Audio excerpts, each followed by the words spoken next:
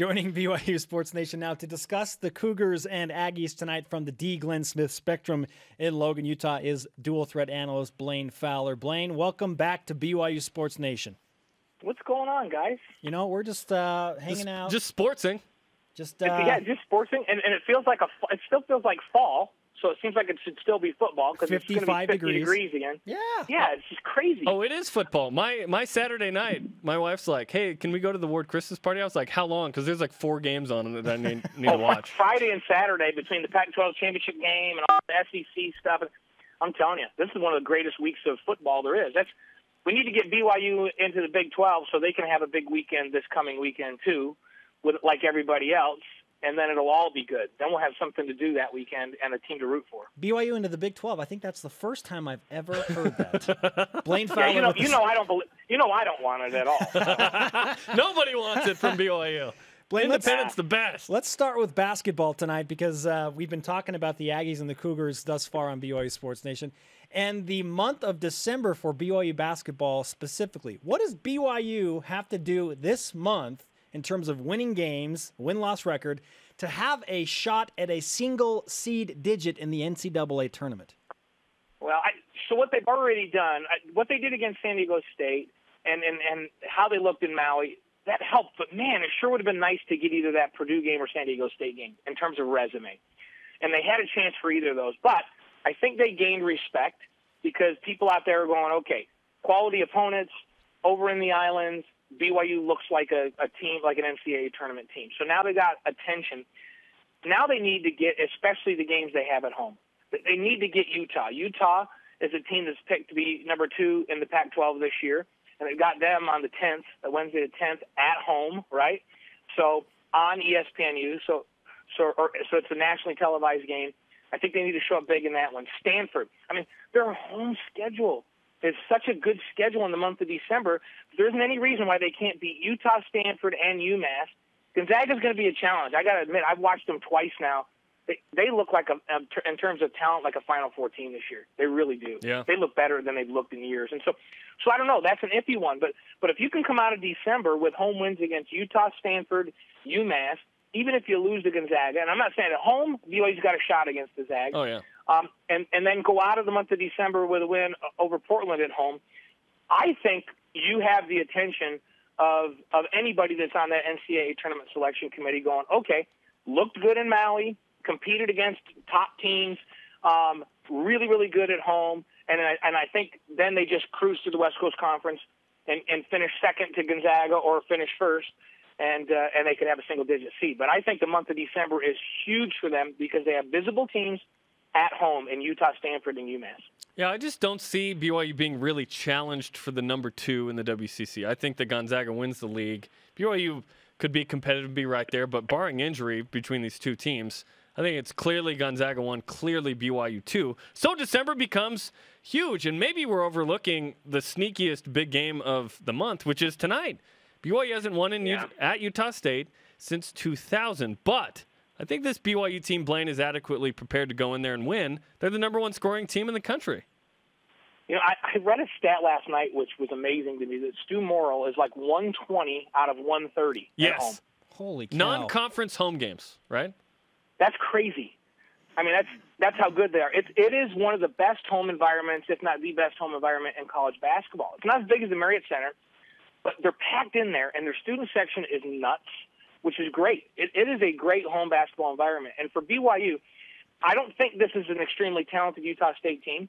I don't think they don't have as much size as we've seen Utah State have in past years. I like Jalen Moore at 6'8". He's a guy that's a mismatch for you because he can go down and post you up, or he can stretch you out to the perimeter. The fro like gets in your face, and you're like, whoa, what's going on? See, with a fro, he looks like he's 7'1" with a fro, and so it's intimidating. So I like him a lot, but I don't think they're quite as talented as they've been. They certainly aren't as big as they are. They're very young.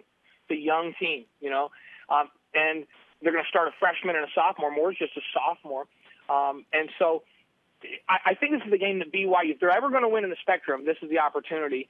And what I want to see from BYU in the month of December, they have convinced me they can score against anybody. And we thought that would be the case. They can score against anybody.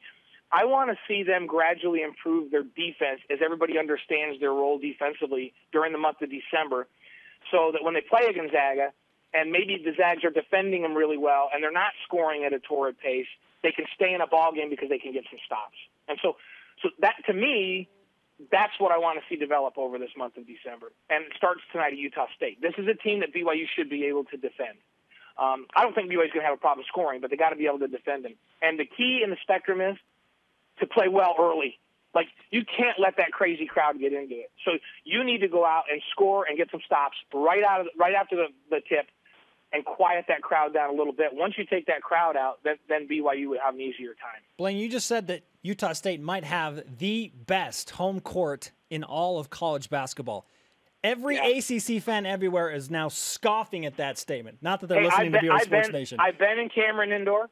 I've been at Wake Forest. I've been in Rupp Arena in Kentucky. I have been at Syracuse multiple times in the Carrier Dome playing there. None of them are better. None of them are better in the spectrum. Why? And there's a lot of tradition in those places and a lot of history because they've had some unbelievable basketball teams. But the environment and the pressure that the fans put on the opposing team, Spectrum is second to none, guys. I'm telling you. And I've been in some of the great arenas. And in the Mountain West, I mean, Viejas is a great venue. The Pit in Albuquerque is a great venue. But the Spectrum, even though it's not as big as those facilities, just the aggressiveness with which their fans go after the opposing team when they're into the game, it's unmatched. And so you go get a win up there. That's why nobody will go play Utah State up there. Because even when they're better, when they have a better team, teams will come out of there with a loss because the home court advantage will mean that much to the Aggies up there. I don't know. They have the Gosner Classic coming up with South Dakota State and CSU Bakersfield. I think that's going to be a challenge for the Aggies. Stop it. No, it is a big December for sure. I want to acknowledge something that I think is interesting that we're kind of overlooking with the basketball season. Kyle Collinsworth has played well and played a lot of minutes thus far. I just rewound in my mind 6 months ago going, we thought Utah State was the opening game. Oh, we didn't know if Kyle Collinsworth was going to be able to play in Logan at all. Now he's averaging 27 minutes, 11, 5, and 5. What a performance from Kyle in rehab to get back for this season. Yeah, unbelievable. And none of us will ever know how hard he had to work to get to that point in that short period of time. I mean, you just don't magically come back because you've got good doctors in rehab. You have to work like a dog. And when I'm talking about a dog, I'm not talking about my dog that lays on the carpet in the sun all day long. I'm talking about like a sled dog up in Alaska in the Iditarod.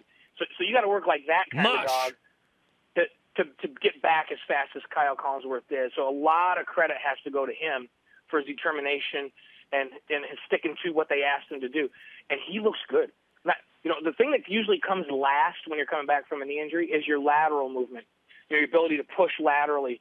And as I watch him defend over in Maui, he looked fine, and he looked good again. And remember, he's playing back-to-back nights over there. And then he comes back and plays against Eastern Kentucky, and he looks fine. And so he's way ahead of where I thought he would be. I thought he would gradually make his way back. And by the time they opened up January at Santa Clara, I felt like, okay, January 1st is a good target for him to be 100%. Well, he looks 100% to me right now. That's amazing. Blaine Fowler with us on BYU Sports Nation. Time to audible Omaha and talk college football. Let's go back to last Saturday. BYU goes into Berkeley, keeps the Cal Bears, one of the prolific scoring offenses in the entire country, from a bowl game with a 42-35 win. There was this wild, emotional celebration by Bronco Mendenhall and all of the BYU team. Why do you think, Blaine, that win meant so much to BYU football this year? Yeah, if you don't think that there was pressure on that team to win that game, then you didn't watch the celebration after the game, right? I mean, there was no question, Bronco included, that they were feeling like they had to get a win. Everybody says that they don't listen to what's going on the outside, but that's a bunch of baloney. You know what's going on, and even though Bronco doesn't read the papers, his folks that are around him talk to him about what's going on, and they all know that, and they know themselves they wanted to test themselves. They know that they played inferior competition the 3 previous weeks, teams that they basically could have just lined up against and handed the ball off 60 times and won.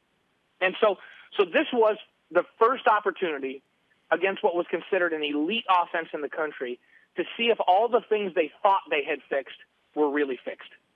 And it was a message to the fans that, hey, guess what, guys? They were fixed. We held a very, very prolific offense. And when you say holding Cal to 35 points is an accomplishment, guys. That's a really good offense. That was my bold prediction. They would hold to 35. They did have 566 yards of total offense. And with BYU, they looked like the BYU that they need to be. And that is a BYU where you're playing a prolific offense. You try to keep things in front of you. You make your team. Cal had to run 101 plays to get those 566 yards, right? And BYU only ran 77 plays and had 540. So BYU averaged 7 yards a play. Cal averaged only 5 yards of play. And in the end, BYU made enough plays, especially in that last drive, to seal the victory. I love that Michael Davis, a young guy, makes a play on first down, and he makes a play on fourth down at the end of that game. And so I think there was the celebration was a combination of relief and vindication. Like, okay, the things we've been working on for the last 4 weeks paid off, and it really did work. And we didn't stop, but we slowed down a decent offense. And, oh, by the way, every week for 4 straight weeks, Kristen Stewart's gotten nothing but better, and that offense has morphed around him to where now, you want to know what? I think this BYU offense can move the football and throw the football on anybody in the country now. And I know that Cal's not good defensively. I know they're horrible. But there's enough confidence now that they go in and they play East Carolina or Cincinnati in this bowl game. I am very confident BYU's going to move the football. Blaine Fowler with us on BYU Sports Nation. You can watch him tonight on After Further Review, 8 Eastern, 6 Mountain Time, live on BYU TV. I'm guessing you'll have an upbeat conversation tonight, Blaine, so you have that to look forward to. You know what? These AFRs are a lot better when they win big games. It's easier. It's a lot easier. True. AFR after California greater than AFR after Savannah State. Yes, it is. And Savannah State, yes. Tell me about that. We couldn't even find stuff to talk about with Savannah State. That was so bad. I hated that. It's like 40 minutes of just dead air. Real talk. Hey, yeah, Blaine, that's what it was. Great to have you with us. Enjoy the basketball game tonight wherever you're watching it, and we'll see you on AFR as well. All right. Thanks, guys. Talk to you later.